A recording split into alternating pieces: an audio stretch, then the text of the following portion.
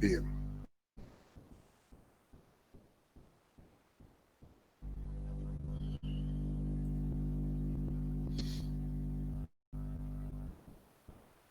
Bueno, si ustedes recuerdan, en la clase anterior habíamos hablado de las ecuaciones de estado, digamos que eran, desde el punto de vista de la formulación postulatoria y la forma que habíamos planteado partiendo de la relación fundamental, las ecuaciones de estado eran las derivadas primeras de la relación fundamental en la representación energética, ¿no? ¿Se acuerdan de esto que habíamos planteado, ¿no? O sea, si teníamos una relación fundamental para un sistema simple del tipo U como función de S, V y N, planteando su ecuación diferencial en términos de las derivadas parciales, cada una de estas derivadas parciales era una ecuación de estado.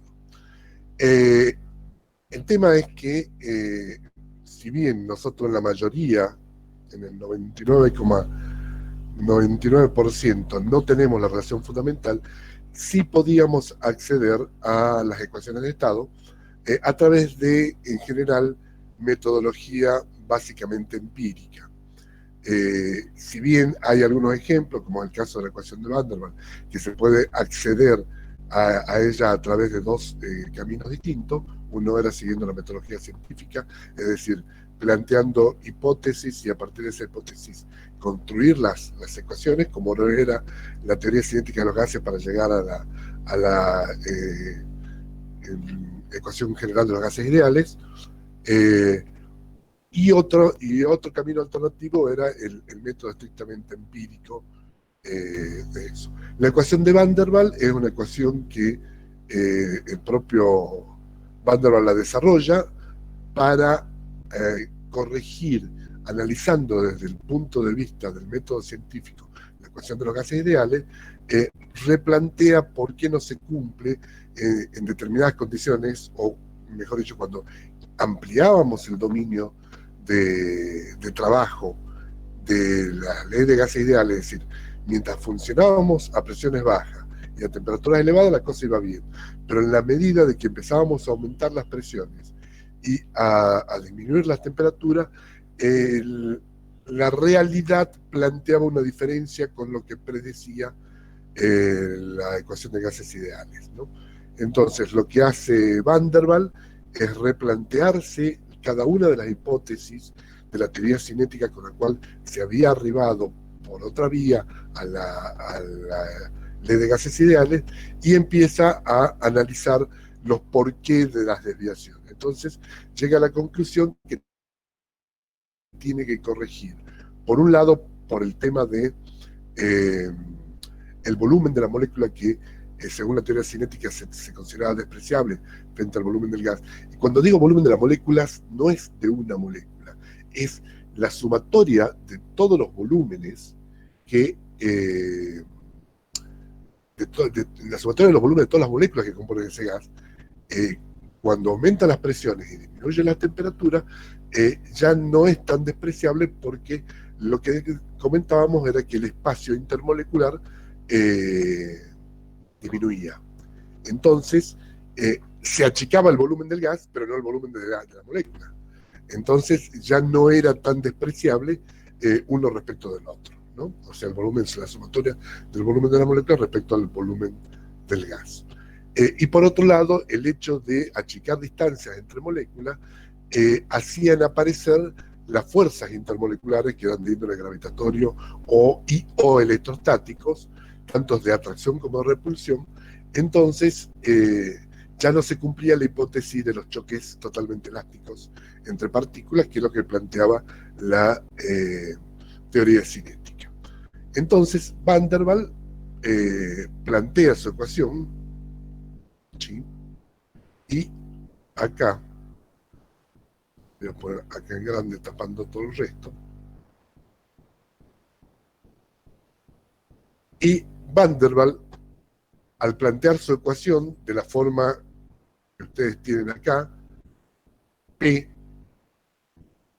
más A sobre B cuadrado, recuerden que a partir de ahora todas las ecuaciones de estado, el volumen lo planteamos como volumen molar, o volumen másico, ¿sí? Para plantear una relación entre variables intensivas. Entonces, lo que hacía Van der Waals era corregir el término de presión de la ley de gases ideales que ustedes tienen acá arriba, ¿sí?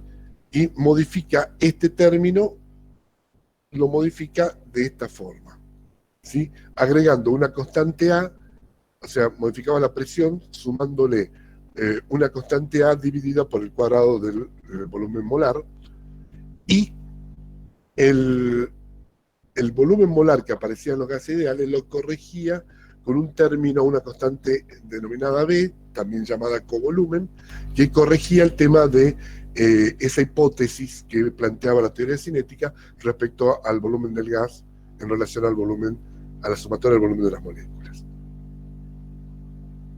De esa manera, lo primero que hace es plantear esta ecuación, y acá uno se topa con una primera gran diferencia. La primera gran diferencia es que cuando hablábamos de gases ideales, no nos interesaba de qué tipo de gases era. Es decir, el solo hecho que le digan gas ideal, ya sabían que tenían que aplicar el P por B igual a RT, y punto. Y no me interesa si estoy hablando de aire, de hidrógeno, de argón, de benceno, hexano o propano, ¿sí?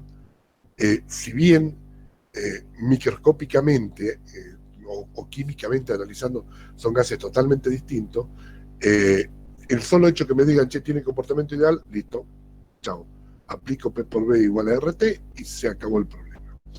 Cuando Van der Waals plantea su modificación a la ley de gases ideales, aparece una nueva variable que es bastante delicada y compleja de sostener, que es el hecho que se necesita sí o sí conocer la naturaleza del gas. ¿Es esto lógico? Sí, claro que es lógico, porque ya corrigiendo, por los motivos que tiene que corregir la ley de gases ideales, el hecho de tener moléculas que no sean totalmente neutras desde el punto de vista electrostático, que no sean totalmente simétricas desde el punto de vista estérico, todo eso hace de que invariablemente caigamos en el hecho de que es necesario conocer la naturaleza del gas sobre el cual se está trabajando. Esto se confirma cuando Van der Waals, junto con el trabajo de Andrews, hacen el análisis de cómo se comporta la ecuación cuando hay una transición de fase, y ven que primero Van der Waals, dentro de la transición de fase, no se cumple, hace esta viborita que ustedes ven en el gráfico acá, hace esto, ¿sí?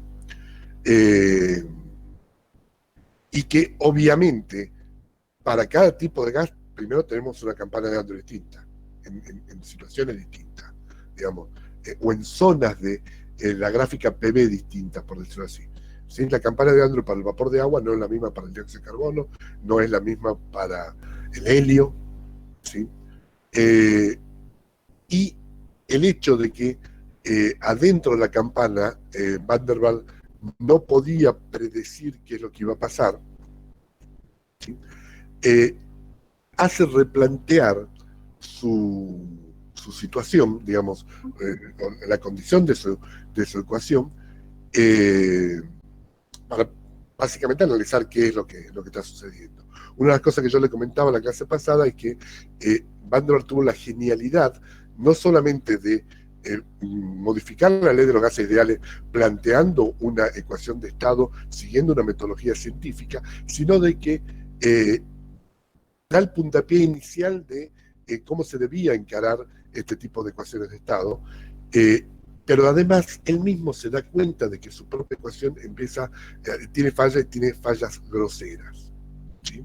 Que no iban a predecir y que no servían, su propia ecuación no servía mucho, no ampliaba mucho el rango respecto a lo que eran gases ideales. Sin embargo, lo de Van der Waals es más que interesante, su trabajo, y ya les digo, da pie a que todas las otras ecuaciones de estado que siguen a estas, las llamadas ecuaciones cúbicas,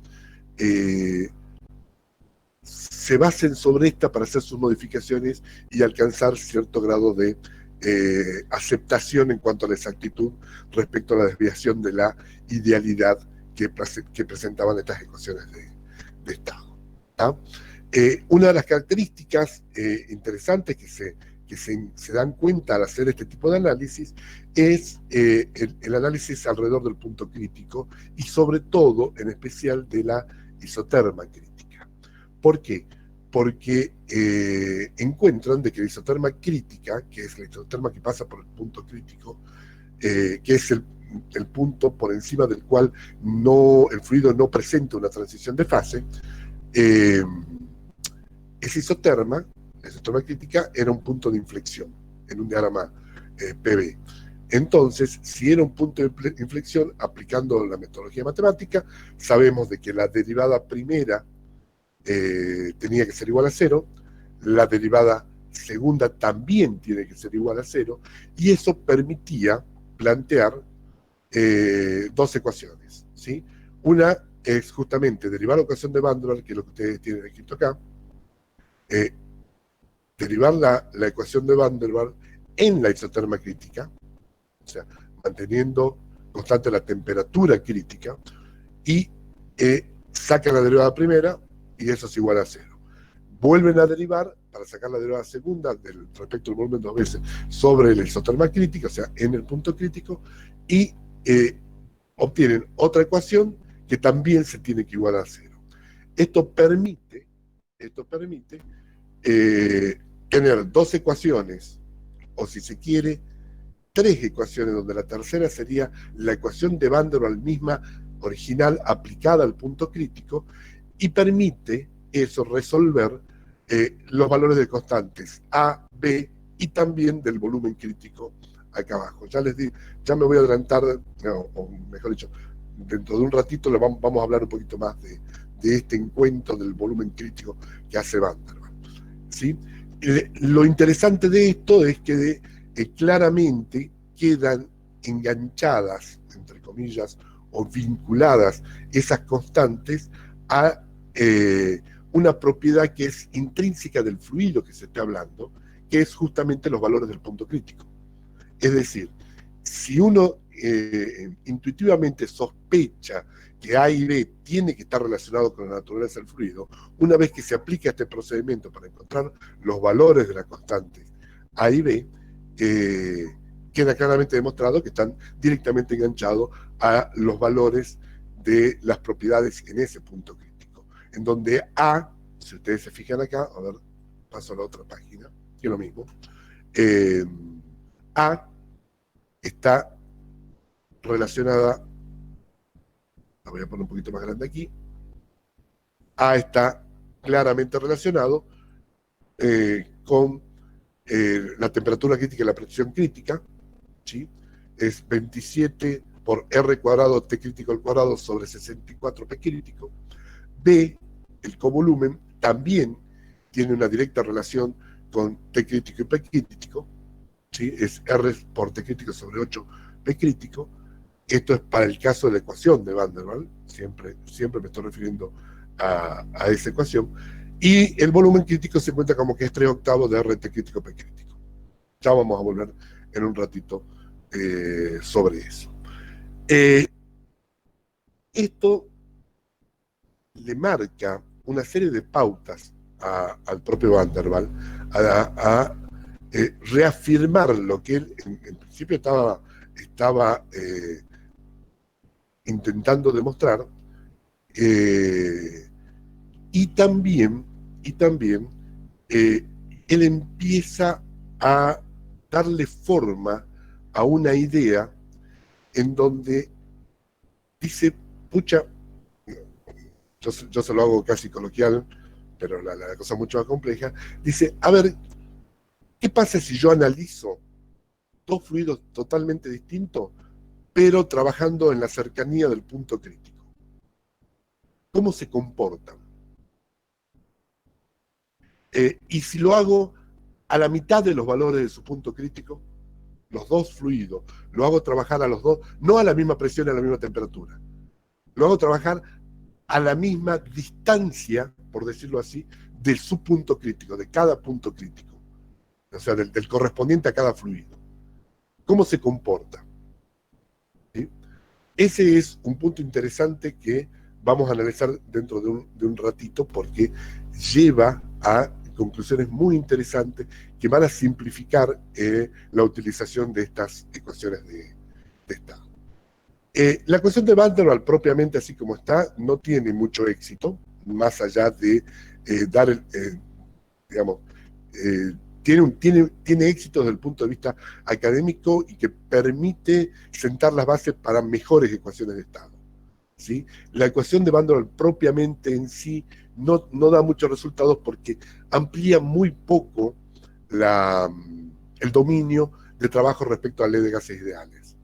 Es decir, si bien lo amplía un poquito más, lo hace un poco más precisa que gases ideales, no es que me tengo que alejar mucho de las presiones elevadas y de las temperaturas bajas y va a seguir funcionando igual. No, en el caso de Van der Waals, rápidamente pierde eficacia y se desarrollan, basado en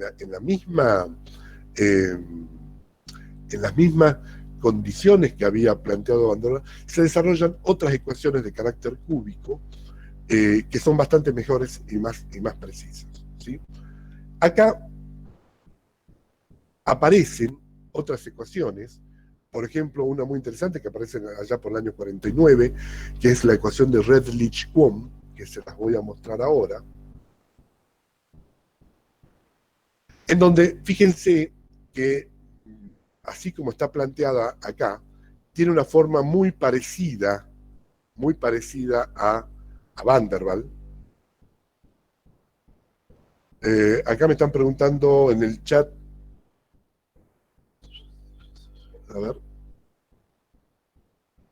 la raya por encima de B y T. A ver, son notaciones porque yo voy copiando de distintos papers, de distintos libros, estas ecuaciones, para que me sea más fácil escribirla. La raya por encima de B normalmente indica que es molar. A R también lo marcan en mucha bibliografía, lo marcan o con una raya encima o con un apóstrofe, como en el caso de lo que están viendo ahora, ¿sí? Básicamente lo que ustedes tienen que saber que ese R es el R de los gases. Y el B es un B másico o un B molar. Normalmente es un B molar. Fíjense que en la ecuación de Redlich-Kwon, que yo ahora le estoy mostrando en este momento, el B es un B grande, pero está multiplicado por N. RT está multiplicado por N. Dividiendo todo eso, ambos términos de la ecuación, dividiéndolo por N, va a aparecer el volumen molar chico, ¿no? Bueno, en el caso de la ecuación de Redlich-Kwon, si bien en apariencia es realmente una ecuación más compleja que la de Van der Waals, porque aparece T al 1 medio, esta raíz cuadrada de T, ¿sí? El B cuadrado aparece subdividido acá como B más B por volumen, ¿sí? Fíjense que tienen en líneas generales la misma forma que originalmente tenía la de Redlich-Kwon, de la de Van der Waals. Sin embargo, Redlich-Kwon es una ecuación bastante más precisa que lo que era originalmente Van der Waals. La modificación que hace Redlich-Kwon a Van der Waals es absolutamente empírica. No hay un justificativo real termodinámico que indique por qué pone T a lo medio y las modificaciones que aparecen. Ellos hacen una corrección empírica, haciendo trabajos de muchas mediciones en laboratorio y llegan a esta conclusión, ¿sí? Que posteriormente va a ser modificada también, ¿no? Ya cuando empecemos a avanzar un poquitito más en esto y sobre todo en esa idea que tenía Van der Waals de encontrar qué estados se corresponden para que distintos gases se comporten de igual manera, porque a eso es lo que en un ratito vamos a querer llegar. Una aclaración: Obviamente, así planteada esta ecuación, la de Redlich-Kwon, A y B no son los mismos que Van der Waals, pero sí se calculan de igual forma. Es decir, partiendo de la condición de punto de inflexión de la isoterma crítica, se plantea la derivada primera igual a cero, la derivada segunda igual a cero, y de allí se calcula cuáles son los valores de las constantes, en este caso de Redlich-Kwon. ¿Sí? Acá yo voy a hacer un paréntesis en la línea argumental que estamos presentando, porque acá yo mismo me puse mi anotación y quiero que vayamos a un ejemplo práctico, y lo que yo les decía un poco en la clase anterior, les voy a mostrar cómo el uso de un programa tan común en el día de hoy como es una planilla Excel, y acá de vuelta hago el paréntesis de que yo uso planilla Excel porque me acostumbré a usarlo de la suite de Microsoft, pero ahora hay Open Suite por todos lados, que no necesariamente tienen que ser programas pagos, que cumplen perfectamente esta función. Permítame salir de esta pantalla, ya me tienen que volver a ver, y me voy a mostrarle. A ver, antes de entrar eso y que se me metan en la planilla, lo que yo quiero hacer es reafirmarle y mostrarle lo que habíamos hablado la clase pasada, de que no hay que asustarse con la complejidad de las ecuaciones de estado que se vayan presentando, ¿sí? ¿Por qué insisto sobre esto? Porque, ya les digo, en la época en que yo hacía termodinámica, si a mí me tiraban una ecuación de estado de este tipo y que tenía que resolverla iterando, nos volvíamos locos, nos suicidábamos, porque era una situación bastante compleja. ¿Por qué? Porque son ecuaciones cúbicas, ¿sí? Las ecuaciones cúbicas presentan tres raíces, la única forma de resolverlas rápidamente es haciendo una iteración. Entonces, si uno lo único que disponía era de una calculadora, la cosa era bastante compleja. Hoy, con todas las herramientas informáticas que tenemos a mano, que se vuelva compleja la ecuación de estado ya no es un problema para el alumno, ni para el investigador, ni para el ingeniero. Cualquier planilla, como puede ser la planilla Excel, que lo vamos a ver en un ratito, sirve para resolver esto. Entonces, no tiene que ser nuestro problema el cómo resuelvo la ecuación.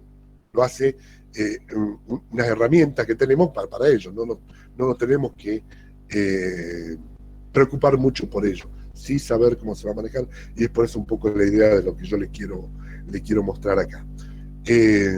Lo que vamos a ver ahora, voy a tomar, y acá pídole, aunque no está, pero le pido públicamente disculpas al ingeniero Castillo, porque voy a tomar el primer problema del práctico 13 para resolverlo por planilla Excel, porque, bueno, era el que yo tenía ya resuelto hace rato y no me iba a poner a cambiar de cosas. Y acá la idea no es resolverle el problema, sino mostrarle cómo un programa ya común para todos, como es una planilla de cálculo, cómo se puede utilizar para resolver estas ecuaciones de estado. ¿Sí? Bueno, ahora dicho todo esto, voy a presentarle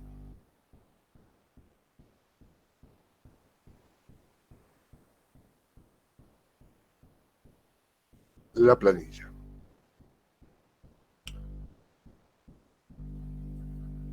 ¿La ven bien ahí? ¿Amplío más? ¿Alcanzan a ver bien? Un poco más la puede ampliar, profe. ¿Es un problema de vista o de tamaño de pantalla? Tamaño de pantalla. Porque si es de vista están en el horno ya, ¿no? A la edad que tienen, ¿no ven? ¿Qué nos queda para nosotros? Ahí está. Bueno. Gracias, profe.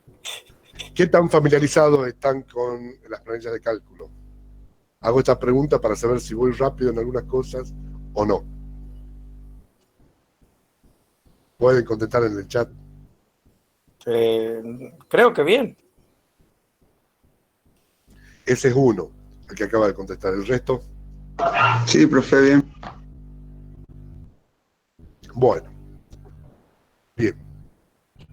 Espérenme un segundito.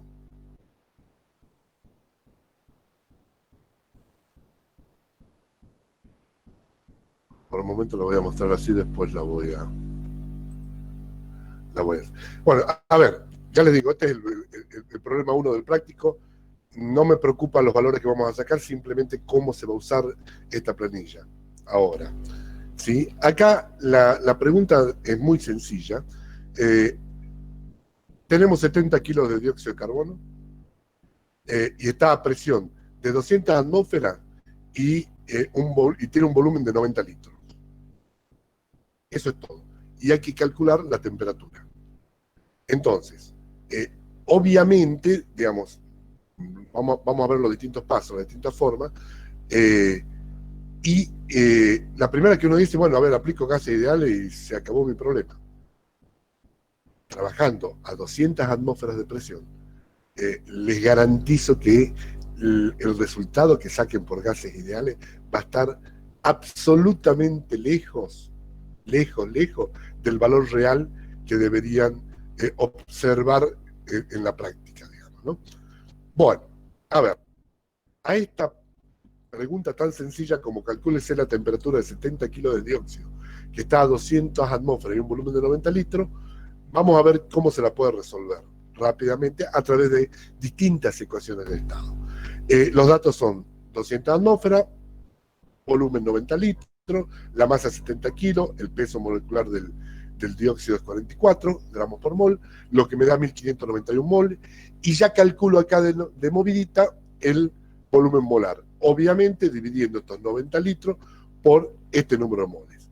Les recuerdo que el número de moles se calcula como la masa expresada en gramos, o sea, 70.000 gramos, dividido el peso molecular. ¿Está? Acá arriba tienen la fórmula de cómo calculo el número de moles. Si hago doble clic, ahí la ven mejor. ¿Sí? Y eso me permite ya tener el volumen molar, que no es otra cosa que dividir esos 90 litros, ¿ven? B6, en el número de moles que vendría a ser B9. ¿Está? Bueno, lo que me da un volumen molar de 0.057 litros por mol. Acá en este otro lado tengo los valores del punto crítico del dióxido de carbono, que son 304.2 Kelvin, una presión crítica de 72,8 atmósferas y el valor de R de los gases ideales. Entonces, la primera cosa que se me ocurre hacer, digo, a ver, yo no conozco nada de esto, o no tengo todavía herramientas de nuevas ecuaciones de estado, digo, a ver, calculo esto por gases ideales. Gases ideales, ustedes lo tienen ahí, P es igual a P por B sobre NR. Es lo que aplicamos acá. ¿Sí? Fíjense que multiplico P por B, lo divido por N, podría en vez de usar P sobre N directamente el volumen molar, es lo mismo, y R. Eso me tira, así de fácil, me tira la temperatura que si fuese un gas ideal, tendría el dióxido de carbono bajo esas condiciones. Esa temperatura que me arroja es 138 Kelvin. ¿Sí? Y bueno, ok, ya tengo un valor de referencia, ¿no? Después de eso, hacemos el mismo cálculo pero usando Van der Waals. Acá, en este problema en particular, hay un tema que para Van der Waals no es inconveniente, es que la ecuación de Van der Waals es cúbica en el volumen, ¿sí? Y yo al volumen ya lo tengo como dato. Entonces, resolver la temperatura es relativamente fácil, ¿sí? Porque la puedo despejar. Así de sencillo. No es cúbica en la temperatura en el caso de Van der Waals, es cúbica en el volumen. ¿Tá? Entonces, la resolución por esta planilla, lo primero que tengo que hacer es calcular el valor de la constante A y B para Van der Waals. ¿Tá? Entonces, fíjense que A, lo veíamos hace un rato, era 27 por RT crítico al cuadrado sobre 64P crítico, y me arroja este valor. ¿Está? en las unidades que estoy calculando, ¿no? En la unidad A y B tienen, A claramente tiene que tener unidades de volumen, dimensión, perdón, de volumen molar al cuadrado, ¿no? Por presión. Porque A sobre B cuadrado tiene que tener unidades de presión. Bien, si ustedes se fijan, como yo ya tengo los datos críticos en la planilla, hago ese cálculo directamente. ¿Alcanzan a verlo? Sí, profe, sí se ve. ¿Me siguen bien? Bueno, perfecto. Calculo A y de la misma manera calculo B. Acá, obviamente, a los fines didácticos, yo lo que hice fue ponerle la ecuación como una etiqueta, ¿ves? ¿La ven? Esto que estoy moviendo ahora es la etiqueta de cálculo. En realidad, la parte de la planilla que me interesa es la celda esta. ¿Tá? Simplemente yo pongo esa etiqueta para que ustedes puedan visualizar, ¿sí? Lo mismo le decía, calculo B de la misma forma, multiplicando R por T crítico, dividiéndolo por 8 y el P crítico, ¿sí? Así calculo el valor de la constante B. El valor de la constante B, perdón, las unidades de la constante B tienen que ser igual a la de volumen molar. ¿Tá? Bien, como les decía, calcular T para Van der Waals es bastante sencillo porque puedo despejarte, ¿sí? Lo que hago acá es calcular RT directamente, ¿sí? En esta celda, calculo RT aplicando toda la ecuación de Van der Waals. Ahí está la fórmula escrita en términos de celda en Van der Waals, ¿sí? Y calculo el producto de R por T. Una vez que obtengo ese valor, ¿sí? Divido por R ese valor y obtengo la temperatura. Esta temperatura es RT dividido R. ¿Está? Podría haberlo hecho arriba, es lo mismo. Podría haber incluido la división por R en la celda anterior. Esto es simplemente para... A veces conviene dividir las operaciones en varias celdas para no complicar una fórmula que se volvería muy compleja dentro de la planilla. Bueno, ok, fíjense que Van der Waals ya me tira una temperatura bastante distinta a la que me daba gases ideales, ¿sí? Ya en vez de ser 138 me dice 222 Kelvin. Miren la diferencia que hay, ¿no? Y por último, que es la que más me interesa que analicen, tenemos Redlich-Kwon. Acá sí se nos plantea un problema. Redlich-Kwon, que es la ecuación que vimos hace un ratito, que acá está despejada en esta ecuación. Vamos a ver si la amplío un poco más. Redlich-Kwon, fíjense que acá yo la tengo, despejé P, nada más.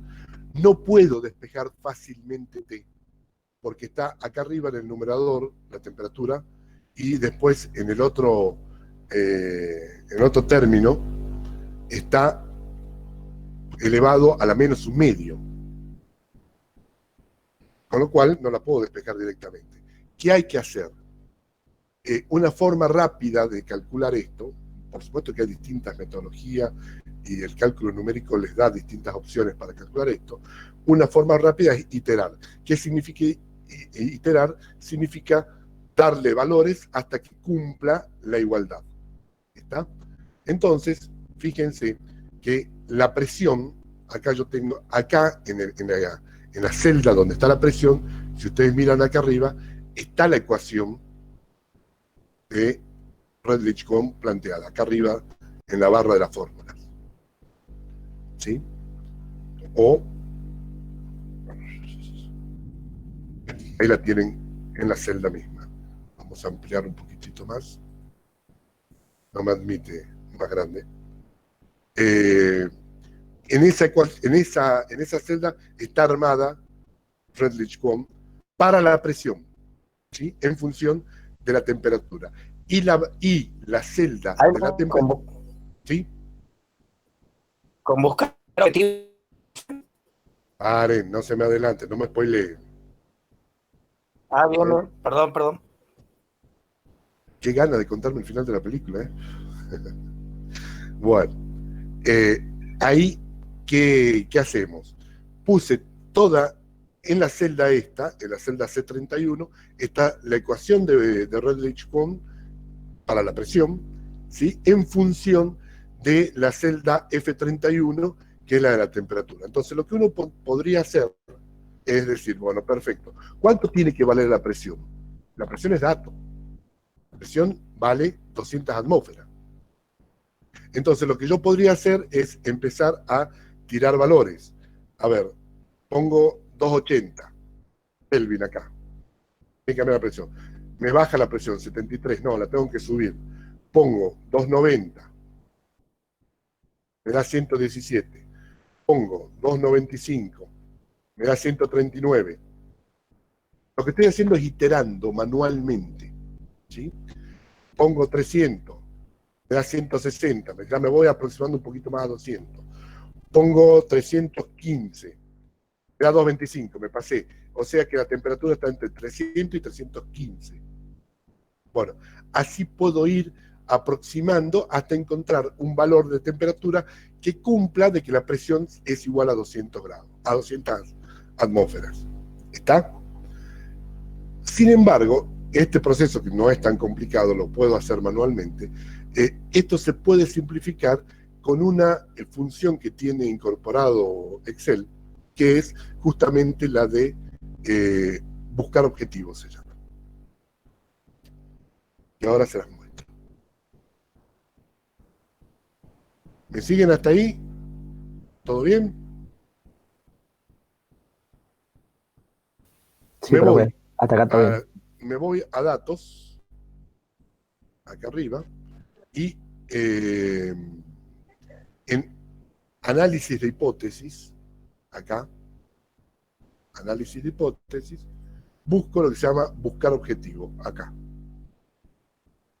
¿Sí? Entro ahí y digo, defino la celda de la presión, definir la celda y pongo la celda de la presión con el valor que yo quiero obtener, que es 200. Para ello, cambio la celda, dice, cambiando la celda, esta, la de la temperatura, F31. Pongo aceptar y dejo que la planilla calcule solo. Y ahí está. Me encuentra que el valor que hace que la presión sea igual a 200 atmósferas sea la de 309,02 Kelvin. Automáticamente. O sea, ¿qué es lo que hizo Excel? Lo que venía haciendo yo manualmente. Es decir, yo ya estaba, decía 300 me da 161, 310 me da 204, o sea, está cerquita de 310. Bueno, bajemos, 308, no, 195, 309, ya me da 199,89. De acuerdo a la precisión que quiero obtener, hago esto. En vez de meter yo los datos manualmente, digamos, se lo planteo, lo pongo en un análisis de hipótesis en la planilla Excel, con la función buscar objetivo, y de vuelta, definiendo la celda C31, que es donde está la presión, para que dé un valor de 200 atmósferas, que es lo que yo estoy buscando, me cambie la celda F31, que es la de la temperatura. Pongo aceptar y me dice 309,02 es el que me cubre. Incluso acá admite, esta función no la voy a hacer ahora, ponerle con qué precisión lo quiero, ¿sí? Hay una forma de parametrizar, ¿no? O sea, con cuántos decimales calcular para que me llegue al valor que yo quiero obtener, ¿ya? Entonces, fíjense de que si yo le hubiese tirado el problema sin el uso de una planilla de cálculo, ustedes tendrían que empezar a hacer una tabla de iteración dándole distintos valores de temperatura y para cada uno de ellos ponerse a calcular una calculadora qué valor de presión da. O sea, tiro temperatura de 250, me da tal presión. Tiro de 260, me da tal presión. Si no tuviese esta planilla de cálculo sería bastante engorroso de resolverlo, ¿sí? Con esto, ¿qué le quiero mostrar? Que ya a esta altura no hay ecuaciones de estado cuco, entre comillas, por su complejidad matemática, porque lo hace una computadora por nosotros, ¿sí? Y estoy usando un programa básico como una planilla de cálculo. Si en vez de usar una planilla de cálculo uso otro tipo de programas más complejos que me van a resolver problemas mucho más complejos, o sea, me interesa tres velines si mi ecuación de estado es compleja o no. ¿Qué es lo importante? No cómo resolverla, sino saber cuándo tengo que aplicar, qué ecuación tengo que aplicar para un caso determinado, ¿sí? Obviamente, yo siempre les digo, apelen a su sentido común. Apelen a su sentido común. No me van a utilizar Redlich-Kwon en una situación que ustedes están seguros que están bajo condiciones de idealidad. Si lo hacen, el resultado debería ser bueno, pero es elegir el camino más complejo cuando uno, por ley de gases ideales, lo resuelve. ¿Está? ¿Por qué digo esto?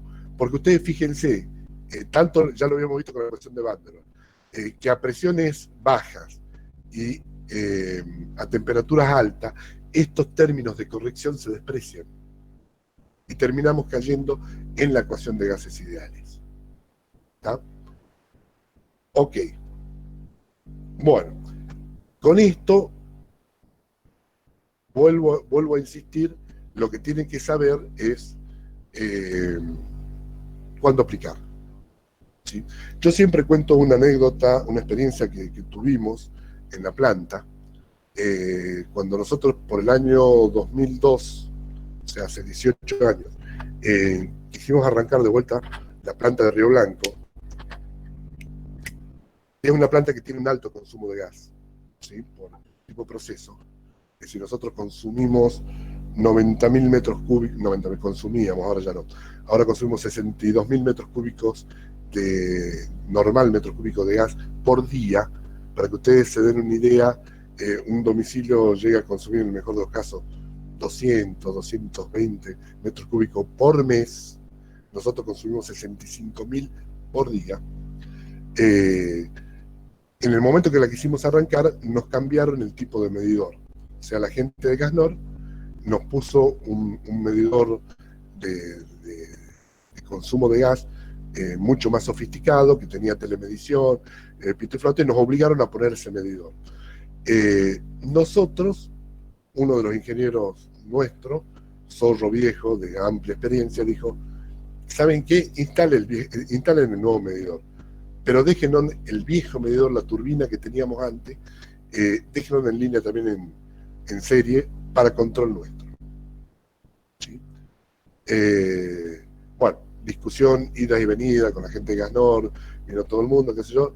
Al final accedieron a dejarnos el medidor viejo, pero bajo el compromiso de que lo que medía el medidor viejo no servía, no era el que íbamos a utilizar como valor de referencia, sino que el sistema nuevo, que era mucho más preciso y automáticamente nos controlaban, ni siquiera yendo a medir, sino que lo hacían por telemedición, qué sé yo, pituflato, bueno, todo muy bonito. La cuestión es que arrancó la planta y nosotros empezamos a detectar consumos en el nuevo medidor mucho, pero hablando de casi un 60% más alto de lo que en principio estimábamos y de lo que veíamos en el viejo medidor. Entonces decíamos, acá pasa algo, porque el viejo medidor lo que hacía era un medidor de un caudalímetro volumétrico, es decir, una turbina que a tanto giro dejaba pasar tal caudal y punto. Claro, medía el caudal físico real. Medía el caudal físico real, ¿sí? Había que hacer unas correcciones nada más por presión, y el otro tenía todo un algoritmo adentro, que era todo un despiole, pero marcaba mucho más que el físico, y marcaba mucho más de lo que nosotros esperábamos que marque de acuerdo a la eficiencia de las calderas que nosotros teníamos.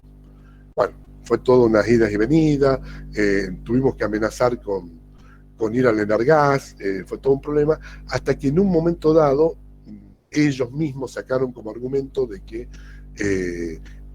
los medidores venían con una programación interna respecto a hacer las correcciones por presión y temperatura, qué sé yo, y a mí se me ocurre, pero se me ocurrió en el fragor de la discusión con ellos, de decir, bueno, preséntenos en el programa, muéstrenos los parámetros de programación.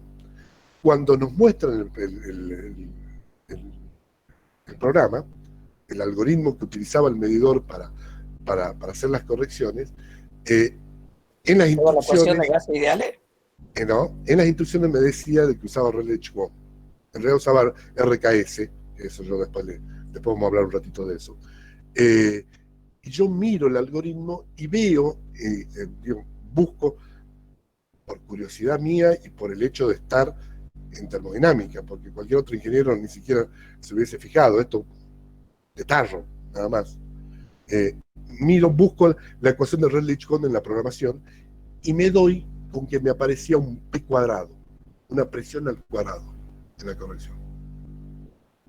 No es que desglosé, ni miré, ni dije, che, está mal aplicada. Simplemente me llamó la atención de que si aplican Rayleigh-Kwon, ¿por qué aparecía un cuadrado de la presión? Y ahí hice lío. Ya hice lío por hacer lío, por decir, che, acá tienen un problema ustedes en la programación esta. Porque no me coincide de que Rayleigh-Kwon pueda tener una presión cuadrática. Por supuesto que primero se rieron, yo volví a amenazar con el Endargas, hicimos lío. Aparte, físicamente creo que no tiene sentido, ¿no, profe? No tenía sentido, o sea, tenían un problema en el programa. Y finalmente reconocieron de que hubo un error en la programación de ese medidor, lo corrigieron y hasta el día de hoy me anda velita la cosa. Pero bueno, a lo que voy, tener conocimiento de estas ecuaciones de estado y de este tipo de cosas tiene a veces este tipo de utilidad. Si no sabíamos qué era el Rayleigh-Kwon, si no sabíamos que utilizaba una ecuación de estado de corrección y todo eso, no íbamos a comer un sapo pagando mucho más gas de lo que deberíamos pagar. Sobre todo porque en aquella época, ahora la cosa está mucho más protocolizada, si se quiere, pero en aquella época, cuando se ponía nueva tecnología y uno presentaba alguna objeción, el primer argumento que ponían era, lo que pasa es que no quieren aceptar las nuevas tecnologías. No, esto no se equivoca nunca. ¿Sí? Y resultó ser un problema de mala aplicación nada más. ¿Sí? Para que ustedes se den una idea, en una estación de gas GNC, de las que hay hoy en todos lados, en la Argentina y acá en Jujuy, a nosotros nos entrega el medidor, el surtidor de gas, nos entrega un gas natural que está a una presión de 200 atmósferas y a temperatura ambiente. ¿Sí? Pero nos cobran normal metros cúbicos, es decir, a presión de 1 atmósfera y temperatura de 0 grados centígrados. Entonces, ¿qué es lo que hace el medidor ese que uno ve en la estación de GNC? Tienen adentro un algoritmo que convierte el volumen que calcula el surtidor a la presión de 200 atmósferas y temperatura ambiente a pasarlas a condiciones normales de temperatura y presión. Lo que hace es calcular el número de moles, ¿sí? Y después ese número de moles lo vuelve a llevar a condición normal de temperatura y presión. Y es lo que nos cobra. ¿Sí? ¿Qué usa? No me quiero imaginar que usted le ahorró a la empresa no sé cuánto por mes. No importa, de todas maneras. No, en realidad lo que ahorramos, íbamos a terminar teniendo razón, porque si íbamos a Enargas, iban a verificar todo esto. Sí. La realidad es que no, pero digo, el jefe, el dueño de la empresa. No íbamos a pagar todo esto. El dueño en ese momento no tenía idea de cómo se manejaba, porque la estábamos arrancando nosotros. Pero a lo que voy es la utilidad que tiene esto es directa. ¿Sí? Las estaciones de GNC, de gas natural, usan Rayleigh-Kwon para hacer la conversión. ¿Ya? Bueno, dicho esto, ¿alguna duda sobre esta planilla, de cómo se calcula? ¿Alguna pregunta?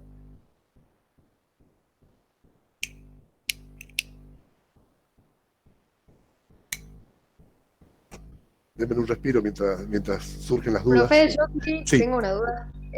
Cuando usted, antes de mostrar la planilla, había dicho, no sé si con esta cuestión que nos está mostrando o con otra, que se buscaba llegar a comparar todos los gases, cómo se comportarían para obtener resultados similares, algo así. Voy a llegar a eso, todavía no entré en ese tema. Bien, bien, pero mi duda es como que se estaría buscando de nuevo como si fuera un gas ideal, entonces. Correcto.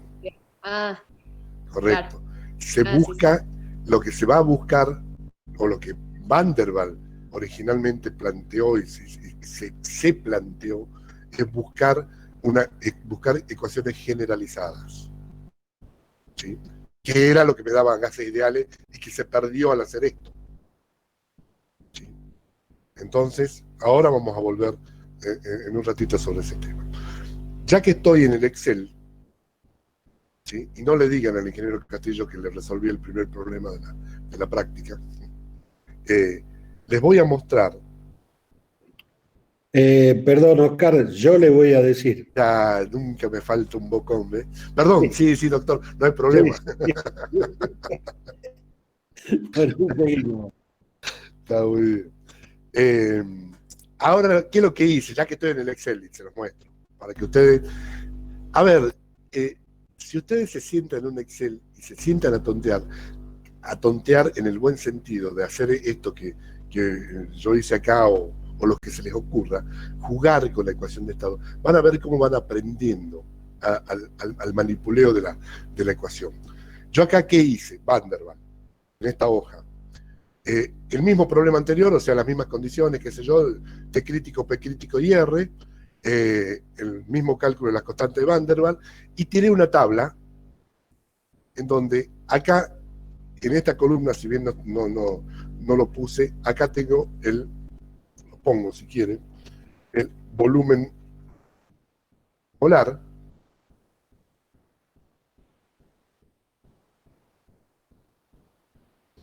¿sí? Y acá arriba pongo temperaturas. O sea, a ver, agrandándome un poco, lo que hice en hacer esta tabla con Van der Waal es repetir con la ecuación de Van der Waal lo que venía haciendo Andrews en su momento. Es decir, Andrews lo que hacía era, a este volumen, a esta temperatura, me da tal presión. A este volumen, a tal temperatura, me da tal presión, ir trazando la curva. Bueno, yo acá lo que hice es, tiro una tabla en donde cada uno de estos es un valor de presión calculado por Van der Waal. Lo voy a agrandar para que lo vean mejor. ¿Sí? O sea, en cada una de estas columnas, en realidad lo que tengo es el valor de una isoterma. De isoterma a 280, a 260, a 304,2 Kelvin y a 343. ¿Sí? Entonces, en este rango de volúmenes, tiro la presión que me da Van der Waal. ¿Está? Esta columna, fíjense que usé 260, obviemos la primera. 260 es una isoterma subcrítica. La isoterma crítica es la de 304,2. ¿Sí? Acá, en la columna F, está la isoterma crítica. Y en la columna G es una isoterma supercrítica, que está por encima, supercrítica porque está por encima de la temperatura crítica, 343 Kelvin. ¿Sí? Si yo cambio este número de 280, fíjense, y pongo 275, fíjense que me cambia todos los valores de presión, cambia la curva. ¿Está? Vuelvo a 280. Y lo que tiré es una gráfica de estas tablas. Grafiqué eso. ¿Qué es lo que ustedes ven acá?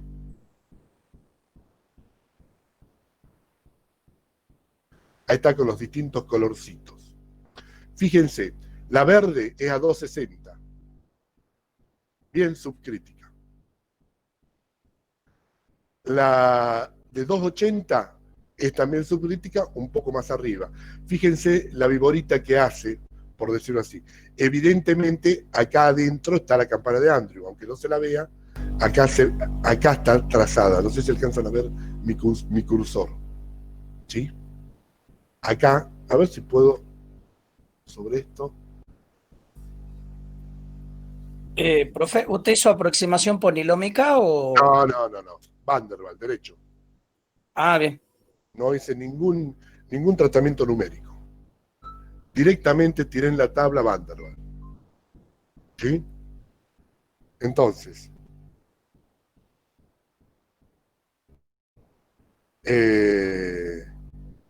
ahí, fíjense la de color violeta, que es la que yo puse acá. En vez de 280 le voy a poner, qué sé yo, 270. Yo la cambio acá, en el gráfico me cambio, se aproximó más, se me pegó más a la verde, ¿la ven?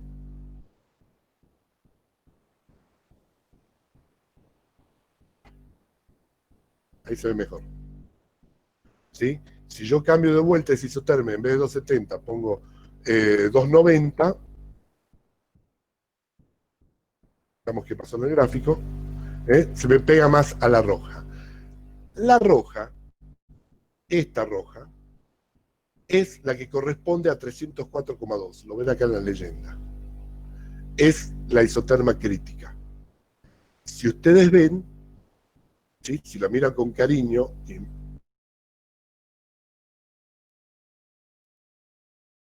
más amplia, es la del punto de inflexión. ¿La ven? Y la anaranjada es ya una supercrítica en donde ya no hay cambio de fase, no aparece la viborita, que es la zona de inestabilidad y de metaestabilidad de Van der Waals, ya no está eso, ¿sí? Y ya tiene una forma mucho más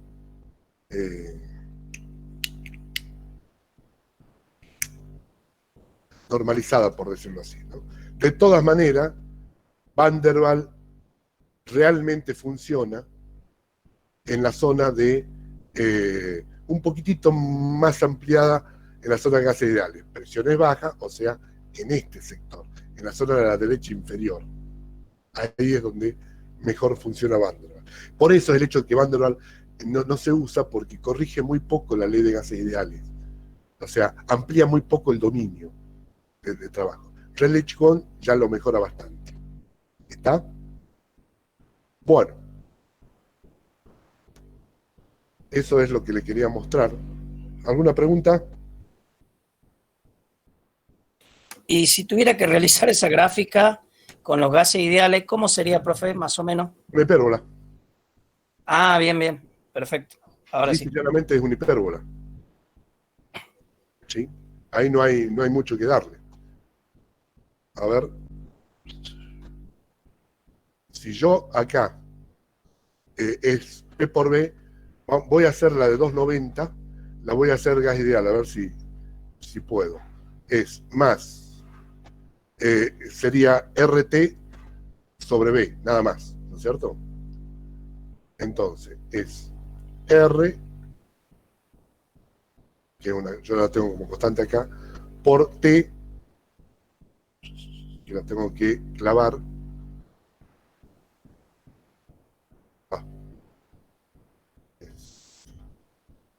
R por T, que es de 10, T sería R, dividido el volumen, que es este. Lo vamos a hacer bien de vuelta. Más R por T clavado, dividido el volumen que está acá al lado. Ahí está. Y esto lo tiro para abajo. Y ahora veamos cómo se modificó. Es la violeta. Fíjense. La violeta. Está trabajando con gases ideales. Esta última. ¿La ven? Es una hipérbola. O sea, para temperaturas altas, o sea, No. ¿sería bastante aceptable o...? Para temperaturas altas es aceptable, pero no tengo que trabajar en las presiones, en la zona de presiones bajas. Bien. O sea, acá no me está leyendo la realidad. En esta zona acá arriba, esto no es lo que se cumple en la realidad. ¿Está? Yo acá no tengo la realidad. En este gráfico no sé cuál es la realidad. Simplemente grafiqué Van der Waals y ahora, a pedido de ustedes, hice la violeta, que sería gases ideales. ¿Cuál es la que realmente se está comportando? No la tengo yo acá, en esta gráfica. ¿Sí? El silencio absoluto es que no entiendo lo que está haciendo o está todo bien. Claro, en realidad yo interpreto que, como usted dijo, que a presiones bajas, inferiores a 100 atmósferas y a temperaturas altas, la aproximación de gases ideales con las otras dos ecuaciones está buena. Pero eso es acá abajo, Sí, la zona de inferior derecha sí. del gráfico. Después yo grafiqué gases ideales, pero gases ideales acá no me va a cumplir la condición. La presión que me canta ese volumen no es cierta. ¿Sí? Claro, sí. Tendría que tener la Para... curva, la real tendría que tener acá para comparar y para ver que está totalmente alejada de la realidad. ¿Sí? Está. Pero digamos, lo interesante es que teniendo ustedes la ecuación, lo que yo les quería mostrar acá es, teniendo la ecuación de Van der Waals y haciendo una tabla, observar en un gráfico Excel cómo se comporta lo que uno ve normalmente en los gráficos de los libros. ¿Sí? Que nosotros decimos, che, hace una viborita dentro de la campana. Bueno, acá está la viborita dentro de la campana. Acá la tienen, la verde. La isoterma crítica es un punto de inflexión. Acá, la roja. ¿Sí? Y después ya está la supercrítica. Si fuese gas ideal, a una determinada temperatura, que la puedo poner, la puse en 290 esa temperatura. La puedo poner en 260 para compararla con la verde, si quieren. Capaz que si reduzco la precisión del volumen, ahí vería bien formadita la campana de Andrews. Sí, no, para verla bien formada la campana de Andrews tengo que tirar un montón de isotermas. Pero sí se entiende la idea, profe. ¿Entienden? Bueno, ahí yo puse 260 la de gases ideales, y fíjense que tendría que ser equivalente a la de 260 de Van der Waals. Y está bastante alejado. Para un volumen de 0,1 me canta una presión de 200 y pico, 213,20, ahí lo ven en el rótulo que me pone, y Van der Waals, para ese mismo volumen me canta una presión de 12. Fíjense la diferencia que hay. ¿Está? Sería mejor si yo pudiese poner en esta gráfica los valores reales que da el gas. ¿Está? Bueno, no tengo esos valores acá. Bueno.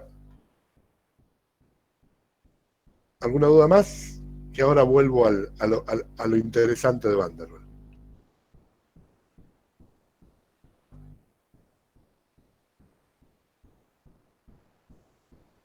Y un gas se comportaría en realidad como una mezcla del principio de la curva violeta hasta la presión que habíamos dicho y después como la roja que era la crítica, algo Si así. es que estoy en la isoterma crítica.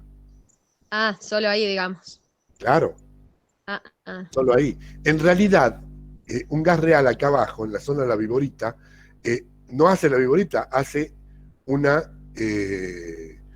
horizontal, una paralela al eje de las abscisas, porque en el momento del cambio de fase, dijimos que ocurre a presión y temperatura constante. ¿Entienden? O sea, si agarro esta de Van der Waals, la verde nada más, ¿sí? En un punto dado, que es donde toca la campana de Andrews, a partir de allí se tiene que mantener constante y tiene que ser paralela al eje de las X. Claro, La tendría presión que no ser paralela. cambia hasta que alcanza la curva de burbuja. Desde la curva, donde toca la curva de Rocío, hasta la curva de burbuja, es una paralela al eje de las X, porque la presión se mantiene constante. Eso es en la realidad. Y después sí sale para arriba. ¿Está? Sí, gracias, profe. Bueno. Yo le estaba marcando en el gráfico, pero ustedes ya no lo ven en el gráfico. Ya dejé de compartir. No, pero igual sí se entendió. Está bien. Perfecto. Bueno, vuelvo a mi open board.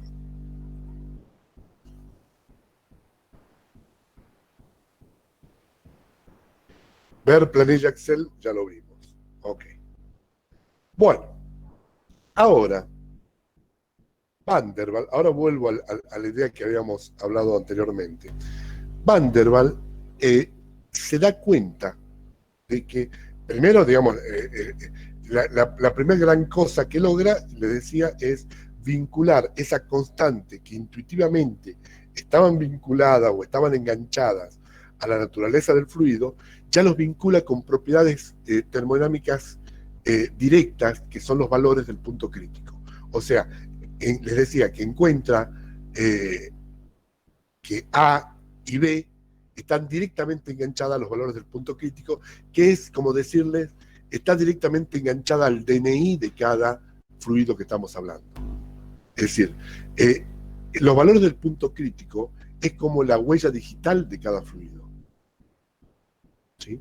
No puede haber dos fluidos distintos con igual punto crítico. No lo hay en la naturaleza así. No es que no puede, no hay. ¿Sí? No se ve. Los fluidos, cada fluido tiene su propio valor de punto crítico que está relacionado microscópicamente a todo esto que habíamos hablado, es decir, a su asimetría, a su polaridad. La polaridad está enganchada a qué tipo de átomos conforman ese fluido. Si hay átomos que son electronegativos y que traen para sí o más cerca a la nube de electrones, entonces genera un dipolo dentro de esa molécula.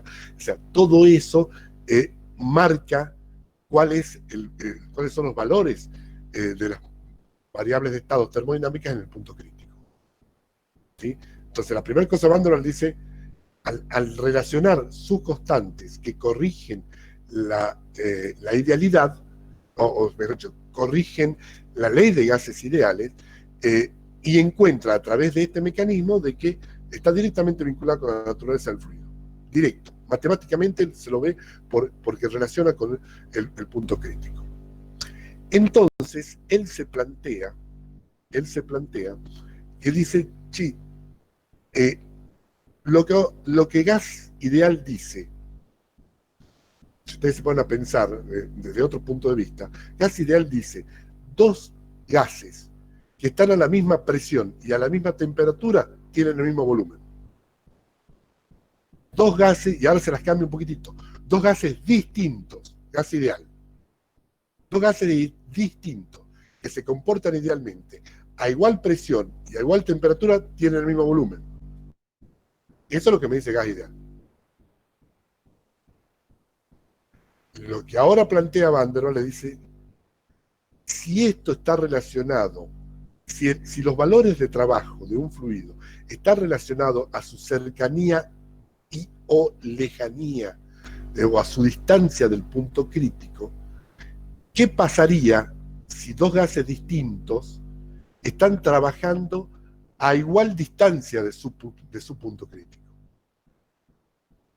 Y a ese estado que me marca la cercanía o alejamiento del punto crítico, a ese estado lo llama estado correspondiente. Es decir, le llama estado correspondiente y ahora lo vamos a definir, a cuán lejos estoy del punto crítico trabajando. Entonces, Van der Waal, no miren lo otro, miren esto, que es lo que estoy hablando ahora. Van der Waal lo que hace es definir esto. En realidad no fue Van der Waal exactamente, acá hay un trabajo en conjunto en realidad, pero básicamente lo que hacen es definir esto que se llama variables reducidas. Entonces, define la variable reducida como el valor de la variable de trabajo sobre su correspondiente en el punto crítico. Es decir, temperatura reducida es la temperatura de trabajo sobre temperatura crítica. Presión reducida es la presión de trabajo sobre la presión crítica. ¿Sí? Es como que yo les digo, a ver, este gas está trabajando al 50% a una temperatura igual al 50% de su temperatura crítica y a una presión igual al 30% de su presión crítica. Es lo mismo que decir, tiene una temperatura reducida de 0,5 y una presión reducida de 0,3. ¿sí? Eso es lo que hace las variables reducidas. Me indica en qué punto respecto del crítico estoy trabajando.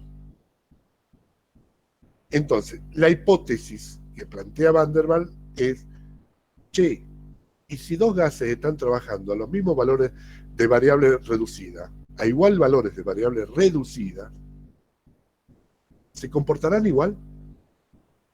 O sea, ¿tendrán un valor de volumen reducido igual?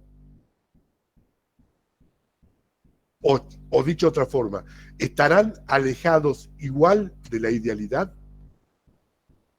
Y con esa idea en la cabeza, se plantea esta ecuación o esta definición que está acá arriba. Se define el llamado factor de compresibilidad, Z.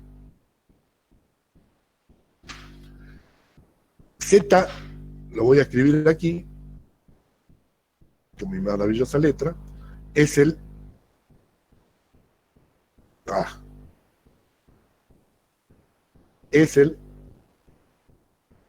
factor de... ¿Ese es para cualquier gas, profe? Sí, ¿Y para líquidos se aplica también o es otro? también se aplica. Es decir, para líquido te da un valor que es... Te das cuenta dónde hay el cambio de fase por el valor de Z. Para sólido ya no. Obviamente que el factor de compresibilidad de los líquidos haría mucho menor. Da distinto de uno. A ver, el factor de compresibilidad, definido así como P por B igual a RT, perdón, P por B sobre RT, lo que me está indicando es cuán alejado de la idealidad está trabajando mi fluido. ¿Sí? Si el fluido está trabajando en una zona ideal, de comportamiento ideal, el Z vale 1. ¿Está? Entonces, ¿qué hago? ¿Qué logro con la definición de factor de compresibilidad? Resumir en un número cuán alejado estoy de la idealidad. Entonces, ahora sí, habiendo definido estos tres términos, el planteo de Van der Waals al enunciar el teorema de los estados correspondientes es el siguiente. Si tengo dos fluidos que trabajan al igual estado correspondiente, o lo que es lo mismo decir, a igual valor de temperatura reducida y de igual presión reducida, va a tener el mismo Z.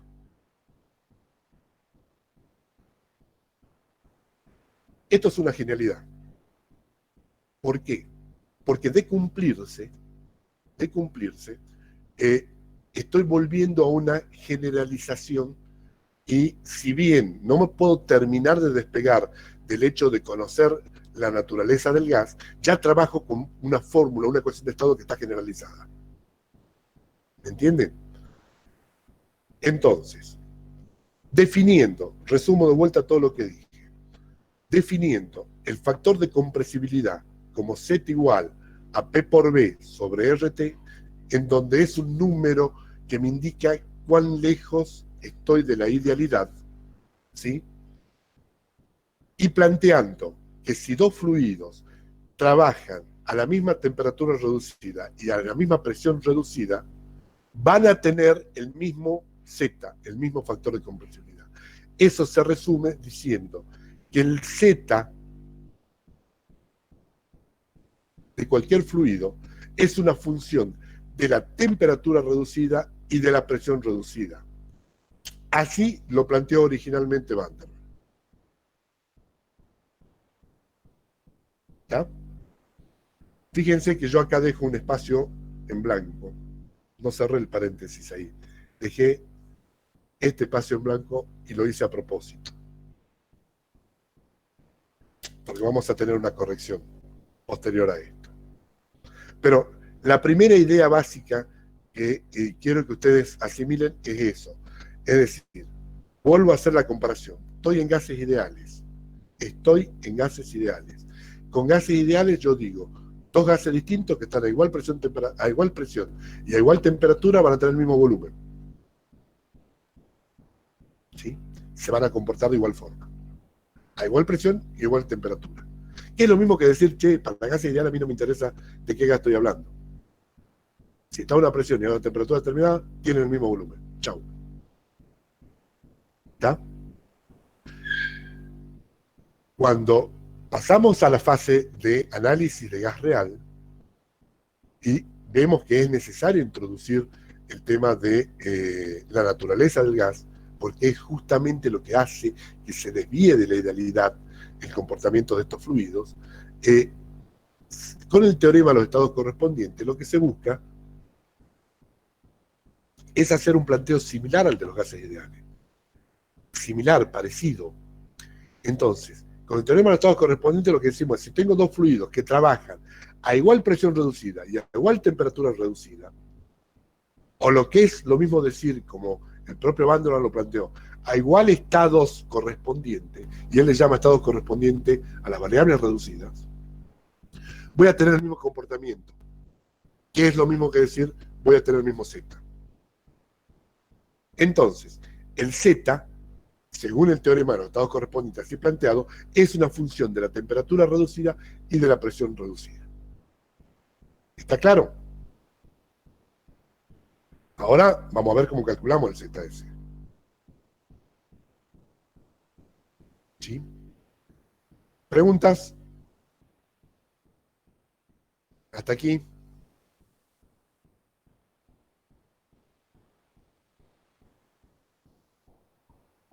Todo fantástico. Miren que esto es tema de final, ¿eh?